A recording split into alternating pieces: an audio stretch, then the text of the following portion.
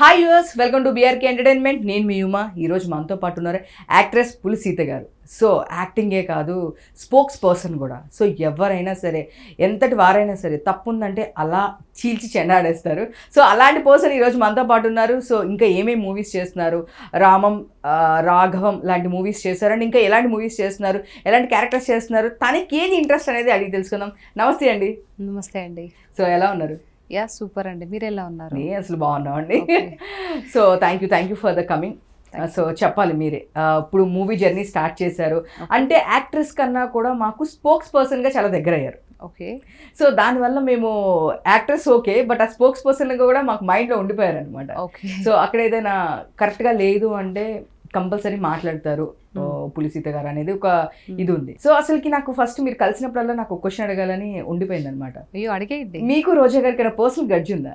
ఏం లేదండి, అసలు ఆవిడెవరో కూడా నాకు తెలియదు. అంటే ఒక ఎండి తెరపైన చిన్నప్పటి నుంచి చూసిన ఒక యాక్ట్రెస్, ఒక హీరోయిన్ తప్పితే అదర్వైజ్ తనకి నాకు అవినా సంబంధాలు ఏమీ లేవు.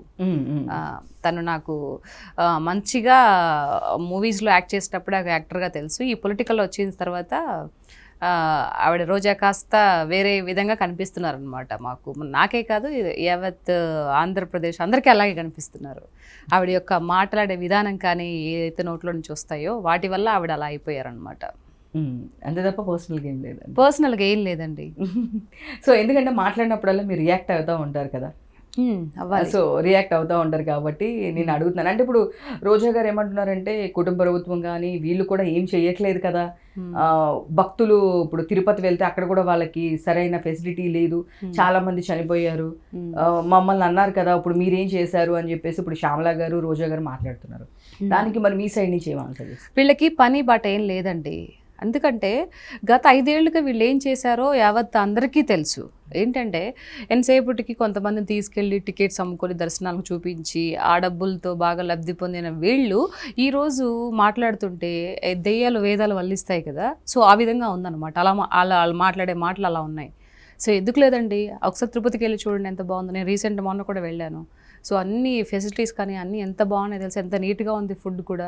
కాకపోతే ప్రభుత్వము ఏదైతే ఈ 1 year లోపల ఎంతైతే అద్భుతంగా జరిగిపోతుందో దాని మీద ఒక బురద జల్లే ప్రయత్నం తప్పితే వేరేది ఏమీ లేదు అని నాకే కాదు అందరికీ కూడా అర్థమవుతుంది. ఇలాంటి డబ్బాల రాళ్ళు వేసుకోటినా సౌండ్ వచ్చే సౌండ్ అది ఏదైతే ఉందో అదే వస్తుంది, కానీ వేరేది ఏమీ రాదు.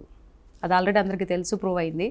వీళ్ళు టైం వేస్ట్ చేసుకుంటున్నారు. అంటే ఇప్పుడు అక్కడ సెక్యూరిటీ లోపం వల్లనే తిరుపతిలో చనిపోయారు అంటే మొన్నటి వరకు నెయ్యి కాన్సెప్ట్ గురించి, నెయ్యి ఇట్లా సరే మీరు ఏదైతే చెప్పారు కదా టికెట్ ఇది చేసే ఇదిలో అన్నారు కదా. సో అది ఎప్పటి నుంచి ఉందండి? అది వైఎస్ఆర్సీపీ వచ్చినప్పటి నుంచే ఉంది కదా అది. మరి అప్పుడు ఎందుకు అలా అనిపించలేదు? జస్ట్ ఇలా వచ్చి వీళ్ళు ప్రమాణ స్వీకారం చేసి టీడీపీ ప్రభుత్వం వచ్చిన వెంటనే ఎందుకు అలా జరిగింది? అదేం కొత్తగా అప్పటికప్పుడు మార్చింది కాదు కదా, అది ఎప్పటి నుంచో ఉంది కదా. మరి మీకు తెలీదా? సో ఈ విధంగా పెడితే రేపు రానున్న రోజుల్లో ఎక్కువైనప్పుడు ఈ సిస్టమ్ పెడితే ఒకరికొకరు తొక్కొని ప్రాణాలు పోయే అవకాశం ఉంటుందేమో అని మీకు తెలీదా? మీరు ఎక్కడ ఆలోచించారు? ఎంతసేపటికి వచ్చి ఏదైతే డబ్బులు తీసుకొని దర్శనం చూపించి వెళ్ళిపోయే వాళ్ళు తప్పితే మీరు ఎక్కడ ఆలోచించారు ప్రజల గురించి? ఈరోజు తెగ పెద్ద ప్రజల మీద ప్రేమ ఉన్నట్టు ఈరోజు ఓవర్ బిల్డప్ మాట్లాడడం తప్పితే అది వేరేది ఏమీ లేదు. ఏం మాట్లాడకపోతే మళ్ళీ జగన్మోహన్ రెడ్డి గారు సీట్ ఇస్తారో ఇవ్వరో అనే ఒక నేపథ్యంలో మాట్లాడే మాటలు తప్పితే ఇంకా వేరే మాటలు లేవు. అట్లా అని మీరు అనుకుంటున్నారేమో ప్రజల మీద ప్రేమ ఉందని. నథింగ్. ప్రజల మీద ప్రేమ ఏం లేదు. జస్ట్ ఇలా మాట్లాడకపోతే బాగోదు. అట్ ది సేమ్ టైం మళ్ళీ గెలవాలని ఒక ఆపేక్ష కూడా ఉండొచ్చు వాళ్ళకి. ఇలా మాట్లాడితే గెలుస్తామేమో, ఇలా మాట్లాడితే గెలవరు. అంటే ఇప్పుడు చూస్తే కనుక నెయ్యి గురించి లడ్డు అపవిత్రమైంది కాబట్టి పవన్ కళ్యాణ్ గారు మాల వేసుకున్నారు, దానికి ప్రక్షాళనగా చేశారు అనే ఇది ఉంది. సో అది కూడా అదంతా కావాలని చెప్పేసి ఇది తప్ప, కావాలని చేశారు తప్ప ఏమీ లేదు, ఆయన కరెక్ట్గా చేయట్లేదు అని ఇప్పుడు సినిమా ఇండస్ట్రీ నుంచే ప్రకాష్ రాజ్ లాంటి వాళ్ళు కూడా మీరు వేలో వచ్చారు. మీరు చెప్పేటప్పుడు ఏం చెప్పారు?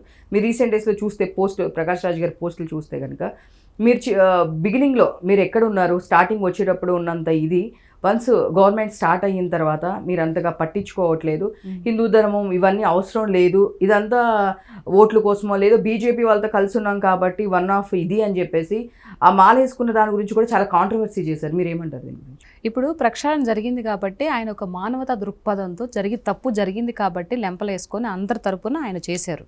ఏదైతే మాల వేసుకొని నియమనిష్టలతో ఆయన చేశారు. మరి అది నిజం బయటపడలేదా? మొన్న అరెస్ట్ చేశారు కదా. ఇది లడ్డులో నెయ్యిలో కల్తీ జరిగిందని తెలుసు కదా, అది అందరికీ తెలుసు కదా. మరి ఈరోజు ఏం జరగలేదు అనుకుంటే ఎట్లా? చేసిన తప్పును ఒప్పుకోవాలి కదా. మరి మేమేమి చేయలేదు, వీళ్ళే కావాలని చేశారని చెప్పి కోకొలలుగా మాట్లాడారుగా. మరి అది విషయం బయటపడి అందరిని అరెస్ట్ చేశారు కదా మొన్న. మరి దానికి ఏ సమాధానం చెప్తారు? వీళ్ళు ఇలాంటి మాటలు మాట్లాడతారండి. తర్వాత దట్టు ప్రకాష్ రాజ్ గురించి చెప్పారంటే, ఇప్పుడు ఆయన ఏదైతే పదవిలోకి వచ్చే ముందు తెగ మాట్లాడారు పవన్ కళ్యాణ్ గారు. ఇప్పుడు ఏం చేయట్లేదంటే ఏం చేయాలంట ప్రకాష్ రాజ్ గారికి? ఏం చేయాలి అంటే వీటి మీద ఎక్కువ కాన్సన్ట్రేషన్ చేస్తున్నారు, డెవలప్మెంట్ మీద. అంటే ఇప్పుడు హిందూ ధర్మం అనే దాని గురించి కానీ ఇలాంటి దాని మీద ఇంకా ప్రజల్ని మతము విద్వేషించేలాగా చేస్తున్నారు, కానీ డెవలప్మెంట్ మీద కాన్సన్ట్రేషన్ చేయట్లేదు అనే ఒక ఇది వినిపిస్తుంది. ప్రకాష్ రాజ్ గారు మీరు చూస్తే పోస్ట్లో రెగ్యులర్గా ఆయన్ని ఫాలో అయితే కనుక ఆయన ఏంటంటే అసలు ఏం చెప్పాలనుకుంటున్నాడో అర్థం కాదు. సో ఈ యొక్క దేశంలో బతుకుతూ ఈ దేశం గురించి వ్యతిరేకంగా మాట్లాడిన వ్యక్తి ఆయన మాటలు కూడా తీసుకొని మాట్లాడాల్సిన అవసరం నాకైతే లేదనిపిస్తుంది. ఎందుకు అనంటే పవన్ కళ్యాణ్ గారు ఏం చేస్తారు అనేది పంచాయతీ రాజ్ సంబంధించి ఆయనకి ఇచ్చిన శాఖకి ఆయన ఎంత న్యాయం చేస్తున్నాడో అందరూ తెలిసే ఉంటారు. సో పంచాయతీలో ఇప్పుడు ప్రతి దిక్కడ రోడ్లు కానీ ఎలా ఉన్నాయో మనం అందరూ ప్రత్యక్షంగా చూస్తున్నాం. నేను కూడా చూశాను మనం మా విలేజ్కి వెళ్ళినప్పుడు. సో ఎంత నీట్గా ఉన్నాయో, ఆయనకి ఇచ్చిన పరిధిలో ఆయన అంతకు మించి ఎక్కువే చేస్తున్నాడు. ప్రజలకు ఏదైతే చెప్పారో ఆ యొక్క విధిలోనే, ఆ విధి విధానంలో ముందుకెళ్తున్నారు. ఇప్పుడు ఎవరో వచ్చి ఏం చేయట్లేదు, అప్పుడున్న ఉత్సాహం ఇప్పుడు లేదు అని అంటే, బిడ్డ పుట్టేటప్పుడు పెయిన్స్ వస్తాయండి, తర్వాత వస్తాయా ఎవరికైనా కూడా? ఎందుకు ఇలా దిక్కుమాల మాటలు మాట్లాడతాను నాకు ఇప్పటికీ అర్థం కాదు. చిన్న లాజిక్. సో తప్పు కదా అలాగా. అంటే మాకు నోరుంది, మేము ఏదైనా ఒక ట్వీట్ చేస్తాం, మేము పెద్ద స్టార్లము, మేము ఏం చెప్పినా వినేస్తారు, ఏ చెప్పినా అది పెద్ద కాంట్రవర్సీ అయిపోతుంది. హిందూ ధర్మం గురించి మాట్లాడే అర్హత ఉందా? ఎప్పుడైనా మాట్లాడారా హిందూ ధర్మం గురించి? ఒక వ్యక్తి పవన్ కళ్యాణ్ గారు ఇది చేసి మాట్లాడారు, మిగతా ఎవరైనా వచ్చారా? ఫిలిం ఇండస్ట్రీకి సంబంధించిన వాళ్ళు ఎవరైనా? లేదు. మరి ఏం మాట్లాడతారు?